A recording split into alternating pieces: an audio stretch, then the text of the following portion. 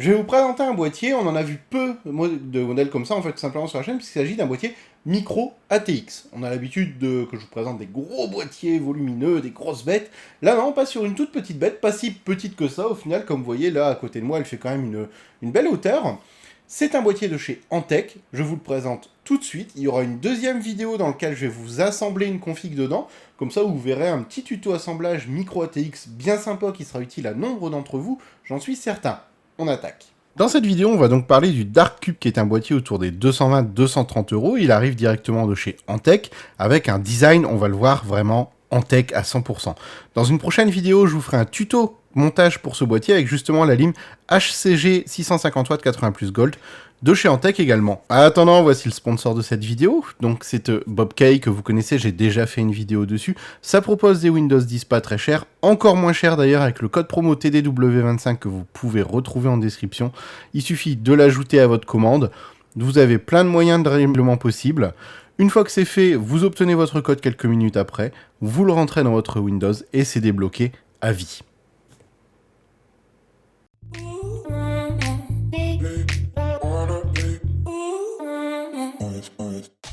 Dans la boîte du Dark Cube, on va retrouver cette petite boîte qui va contenir, vous le verrez assemblé une fois en fin de vidéo, la deuxième façade du boîtier, le guide d'installation, le guide de montage en fait tout simplement, et très sympathique, ça peu de monde le fournit, une vraie boîte de travail qui va contenir les vis supplémentaires et vraiment toutes les vis, que ce soit des vis water cooling, air cooling et assemblage classique, ainsi que des petits rubans scratch pour pouvoir faire un câble management très propre dans votre nouveau boîtier. Il a un look quand même à part, hein. On reconnaît la signature Antec avec ce petit côté décalé, un petit peu incliné, c'est très beau, c'est très propre. Là, de ce côté-ci, alors le boîtier est inversé, hein. Là, au final, du côté où d'habitude on voit nos composants, et ben là vous verrez vos câbles. C'est un boîtier qui est destiné à être posé à gauche de votre setup. On remarque directement en bas et en haut qu'il y a des grilles de ventilation, donc vraiment avec dans l'idée de pouvoir amener un flux d'air et évacuer l'air de façon très efficace. C'est assez long, ça couvre vraiment la longueur de la config dans l'idée. C'est suffisant pour amener de l'air et c'est très bien, surtout combiné avec cette magnifique façade. Je suis en kiff absolu sur cette façade. Ça me fait penser un peu à l'avant des Peugeot, vous me direz en commentaire ce que vous en pensez, à quoi ça vous fait penser. Hyper ventilé, une full grille, ça amène de l'air en quantité phénoménale. Si vous mettez un IO ou un custom cooling à l'avant, ça sera génial au niveau du refroidissement. C'est très beau, la façade se démonte facilement, c'est extrêmement bien pensé et très optimisé. En plus, on va retrouver en haut de la façade les prises jack classiques, deux USB 3.0 et un USB type C, une façade donc récente, complète et design. Sur le dessus, on va retrouver le bouton Power et un deuxième bouton qui n'est pas le bouton Reset, mais qui va être tout simplement le bouton de gestion de votre RGB. Puisque oui, le boîtier est RGB, la façade du boîtier du moins est RGB aux quatre coins, ça ajoute un look sympa et tout se gère par là, mais pas que. De l'autre côté, donc du coup du côté où vous verrez vos composants, puisque comme je vous disais le boîtier est inversé, on a également une vitre en verre trempé et teinté, avec, vous le voyez, les grilles de ventilation que je vous ai présentées tout à l'heure en haut et en bas. Le design est vraiment sympa, là on voit bien les deux pieds en caoutchouc qui vont nous servir à poser le boîtier sur notre bureau. Sur le dessus du boîtier, donc on a bien notre grille qui se trouve un petit peu sur le côté, qui est toujours là pour évacuer l'air. On remarque aussi que de chaque côté de la vitre, il y aura donc une grille qui aura son importance, puisque du coup, sur la partie haute va se retrouver votre carte graphique. Donc ce qui va lui permettre de respirer, ben, c'est toutes les aérations que vous voyez là, et c'est capital dans un boîtier qui est petit, mais qui peut contenir des configurations équivalentes à de gros boîtiers. Il faut vraiment que ça respire beaucoup. Et là, la carte graphique ne manquera pas d'air, c'est même certain. À l'arrière du boîtier, on remarque tout de suite la petite particularité, comme quoi les ports PCI Express sont en haut, donc une config à l'envers également. Vous allez avoir du coup votre carte graphique sur le haut du boîtier.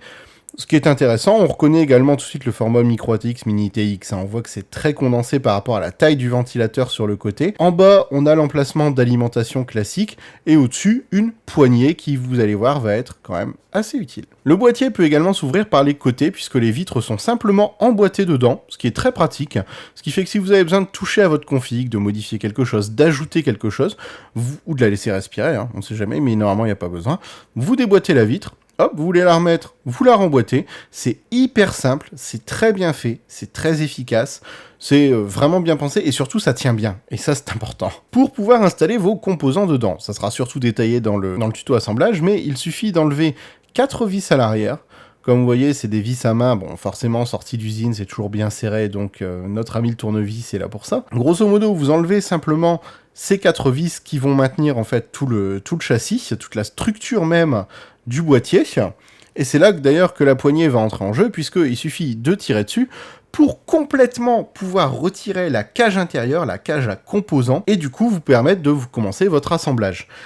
Au niveau de la structure, on se retrouve donc avec 2 parties. La première qui va être les vitres, toute la structure en fait du PC, tout son contour en quelque sorte, avec on le voit de chaque côté les barres de renfort qui vont aider à maintenir l'ensemble. Sur le bas, une grille pour que la lime respire, mais pas de filtre anti-poussière. On voit également justement les grilles de ventilation latérales, et en bas la petite grille qui fait toute la longueur, donc vraiment des trous partout pour maximiser le flux d'air, là on le voit très très bien. Côté moins pratique, pour enlever la vitre du dessus, il faut retirer cette petite vis, mais elle n'est pas accessible une fois que vous refermez votre boîtier. Et ça c'est un peu idiot, surtout que le dessus est une partie où, on le verra dans le tuto montage de l'autre vidéo, on a besoin d'accéder. De ce côté-ci donc, comme je vous disais, configuration inversée. Vous allez devoir mettre votre boîtier à gauche de votre bureau pour profiter de vos composants, et votre carte graphique sera en haut de votre configuration. On voit que la structure interne est très ouverte également, beaucoup d'espace, beaucoup de passages de câbles, C'est vraiment une structure très intéressante, métallique, avec à l'arrière l'emplacement pour un ventilateur en 120 mm, pas de 140, hein, attention, vraiment que du 120 sur la partie arrière, qui va, je rappelle, servir à évacuer en partie l'air chaud. Point important, il n'y a pas de ventilo fourni. Il faudra que vous prévoyiez en fonction de ça l'achat de ventilateurs. Sur l'intérieur, toujours, on remarque qu'il y a des petites pattes à câbles. On va avoir également les passages de câbles sans caoutchouc très ouverts pour tout ce qui est, du coup, alimentation CPU, et de l'autre côté les câbles. Ici, vous allez avoir la place nécessaire pour mettre soit de l'IO jusqu'à 240 mm, hein, clairement, vous pouvez mettre du double 120 dessus. Vous pouvez aussi faire du custom cooling, il y aura largement la place pour installer le radiateur, la pompe, les tubes, tout ce que vous voulez. C'est vraiment intéressant parce que c'est bien conçu pour des refroidissements extrêmes dans un espace minimum, et ça c'est top, parce que ça laisse libre cours à vos envies en fait. De l'autre côté, derrière le cache à lime, on a la place pour une alimentation jusqu'à 220 mm. On voit que la trappe du dessous donne accès, en fait, correspond avec la grille d'air que je vous ai montré dans l'autre partie du boîtier. Forcément, il a fallu anticiper pour ça.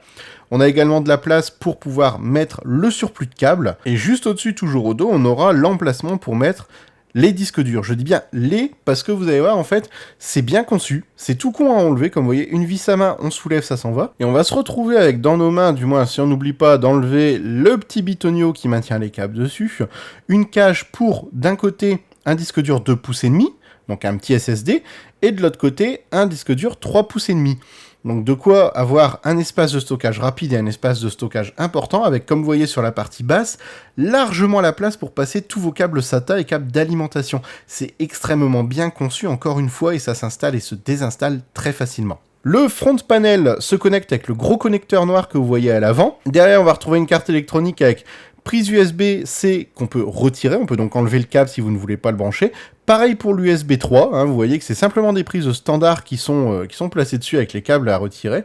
On voit également qu'il y a plusieurs connecteurs RGB et des connecteurs ventilateurs. Ça veut dire que tout le RGB de votre setup va pouvoir être géré avec le bouton que je vous ai montré tout à l'heure via cette façade, et que vous allez pouvoir également gérer la ventilation de votre setup depuis cette façade. C'est pas obligatoire du tout, je vous le dis, mais si vous souhaitez tout concentrer, vous pouvez le faire. Comme vous l'avez vu, le boîtier est quand même très particulier, avec ce système qui fait qu'on retire l'intérieur pour venir assembler sa config avant de réinjecter en quelque sorte la config dans la carcasse. C'est quand même bien pensé, il faut le dire. Pour moi qui suis assembleur, pouvoir avoir le champ libre, comme ça, tout autour, pouvoir manipuler plus facilement, c'est un énorme kiff. Le rapport qualité-prix, je le trouve très bon.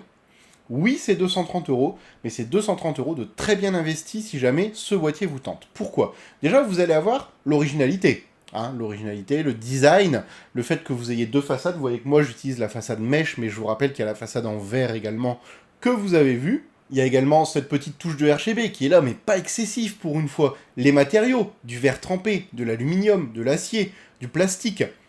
D'ailleurs, seul petit point faible pour moi dans les matériaux, c'est justement que cette façade, le cadre de la façade, est en plastique. Pour moi, il aurait mérité d'être en acier comme le reste, ou en aluminium comme le reste de la machine.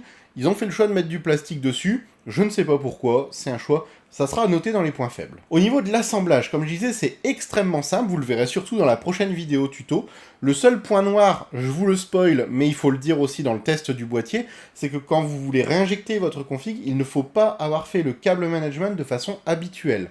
Il faut soit l'avoir fait d'une manière qui pour moi n'est pas propre, c'est-à-dire par l'intérieur de la config, avec des câbles très visibles, pour que ça puisse passer. Je maintiens le suspense du pourquoi dans la prochaine vidéo.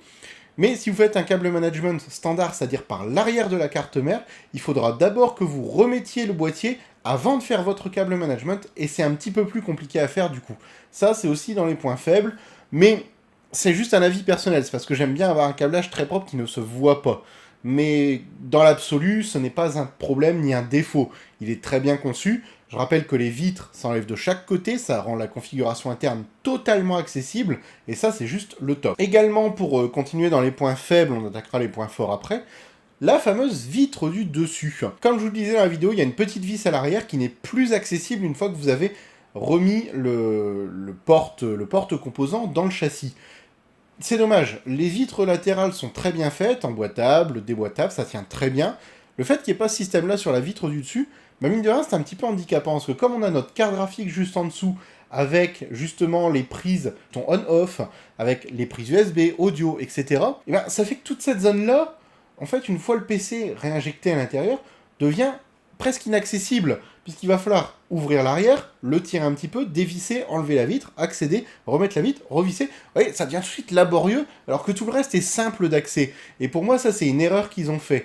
Par contre, l'avantage qu'a ce dessus, c'est que justement pour la carte graphique, ça respire bien. On a les grilles d'air sur le côté, on a les grilles trouées, vous avez vu, il y en a partout. Ce boîtier est perforé de partout. Au niveau respiration, il n'y a aucun problème. Excellente finition, très bonne possibilité de montage, on peut faire des configs monstrueuses dedans, des cartes graphiques jusqu'à 330 mm, vous voulez mettre la dernière RTX sortie? Pas de problème, allez-y, ça passera.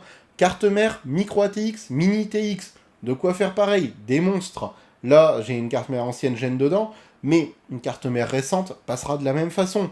Les Alim ATX standard, ça passe, vous pouvez vous offrir la puissance que vous voulez dans la machine. De la place pour les câbles. Les disques durs, j'aime beaucoup ce système de disques durs, parce que même là, une fois remonté, vous enlevez la vitre, on enlève la vis, on peut changer ces disques durs très facilement. Et ça, c'est agréable. Avec la possibilité du 3,5, du 2,5, c'est un boîtier tout simplement vraiment très complet, que je ne saurais que trop vous conseiller. Est-ce que je peux réellement affirmer que c'est le meilleur boîtier de 2021? Dans cette catégorie-là, je pense. Il a le design, la facilité de montage, l'originalité, la capacité en config, le refroidissement. Il a les 5 points clés qui pour moi font que ça va être réellement un boîtier à avoir si vous voulez vous faire une config gamer monstrueuse en 2021. En tech, là, c'est nous montrer un produit réellement avec tout son savoir-faire, avec de la qualité. Pour moi, il y a peut-être un petit manque de ventilateur, peut-être un petit ventilateur arrière en cadeau, en tech, si vous m'écoutez, ajouter un petit ventilateur RGB à l'arrière, ça pourrait être sympa pour le prix. Mais à part ce défaut-là, vous pouvez y aller les yeux fermés, c'est un boîtier qui vous donnera entière satisfaction. Voilà les amis, écoutez, j'espère que cette vidéo vous a renseigné. N'oubliez pas, pour son bon référencement, je compte sur vous, lâchez un like, lâchez un commentaire, partagez-la, regardez-la jusqu'au bout. N'oubliez pas également qu'il va y avoir une suite dans laquelle on va assembler ce PC que vous voyez fonctionnel derrière moi. Il a bien fallu l'assembler. Je vous montre tout comment faire dans une prochaine vidéo. En attendant, je compte sur vos avis, je compte sur vous pour me dire ce que vous en avez pensé, ce que vous avez vu de bien, ce qui vous plaît moins. Et on se retrouve bientôt dans plein de prochaines vidéos. Ciao!